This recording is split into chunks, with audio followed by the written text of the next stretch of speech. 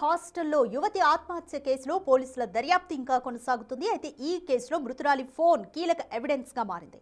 గత వారం రోజులుగా ఎవరితో ఎక్కువగా మాట్లాడింది, ఎవరితో చాట్ చేసింది అనే దానిపైన విచారణ జరిపిస్తున్నారు.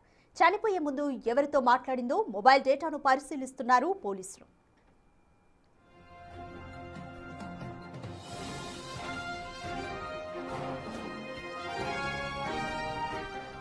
అయితే కూతురి మృతిపై అనేక అనుమానాలు వ్యక్తం చేస్తున్నారు యువతి తండ్రి నందకిషోర్. సరోజిని కారణమంటూ ఆరోపిస్తున్నారు మృతురాలి కుటుంబ సభ్యులు. అదేవిధంగా మృతురాలు ఉంటున్న హాస్టల్ మేనేజ్మెంట్ స్టేట్మెంట్ తో పాటు యువతి ఫ్రెండ్స్ స్టేట్మెంట్ ని కూడా రికార్డ్ చేశారు పోలీసులు.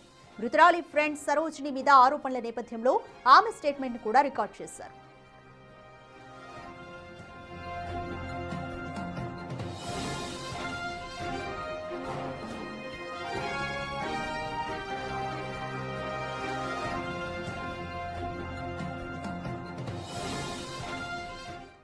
ఇదే విషయంపై మోర్ డీటెయిల్స్ మా ప్రతినిధి సుజాతను అడిగి తెలుసుకుందాం. సుజాత, మీర్పేటలోని హాస్టల్లో యువతి సూసైడ్ కేసుకి సంబంధించి ఇద్దరి మీద ఆరోపణలు అయితే వస్తున్నాయి. సరోజిని అలాగే నందకిషోర్. ఎవరు వీళ్ళు? ఎటువంటి ఆరోపణలు మృతురాలి తండ్రి చేస్తున్నారు?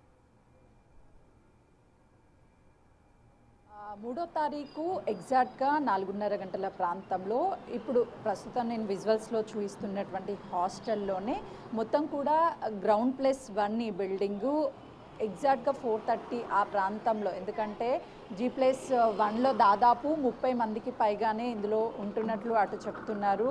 అయితే గత కొన్ని నెలల క్రితం నుంచే ఇక్కడికి హాస్టల్లో DDU కోచింగ్ సెంటర్కి సంబంధించినటువంటి వాళ్ళు ఇక్కడ ఉంటున్నారు అని చెప్తున్నారు. అయితే సరస్వతి గతంలో 6 నెలల కిందట ఇక్కడే హాస్టల్లో ఉంది. తన ఫ్రెండ్ సరోజిని అదేవిధంగా తన కజిన్స్తో మొత్తం ఆ పెంట్ హౌస్లో ఉన్నటువంటి రూమ్లో 6 ఉంటారు. వాళ్ళకి ఎగ్జామ్స్ ఉండడంతో ఇంటికి వెళ్ళిపోయారు. ఇంకెవరు కూడా ఇక్కడ లేరు. అయితే సరస్వతి మాత్రమే పెంట్ హౌస్లో ఉన్నటువంటి రూమ్లో DDU కోచింగ్ సెంటర్లో కోచింగ్ తీసుకుంటూ ఇక్కడ ఉంటున్నారు. 30వ తారీఖున ఇంటికి వెళ్ళినటువంటి సరస్వతి అమ్మకి కాల్ చేసి ఇక్కడికి రావాలి హాస్టల్కి అని పిలవగానే ఇక్కడికి పంపించాము అని చెప్పేసి నిన్న తల్లి బాధలో నా కూతుర్ని నేను చేతులారా పోగొట్టుకున్నాను, ఎందుకనంటే సరోజిని కాల్ చేసింది కాబట్టి నా కూతుర్ని పంపించాను అని చెప్తుంది. అయితే నందకిషోర్ అనే వ్యక్తి భద్రాద్రి కొత్తగూడెం జిల్లాకి చెందినటువంటి వ్యక్తి. అక్కడే గత కొన్ని నెలల నుంచి సరస్వతికి పరిచయం ఉన్నట్లు చెప్తున్నారు. అయితే సరోజిని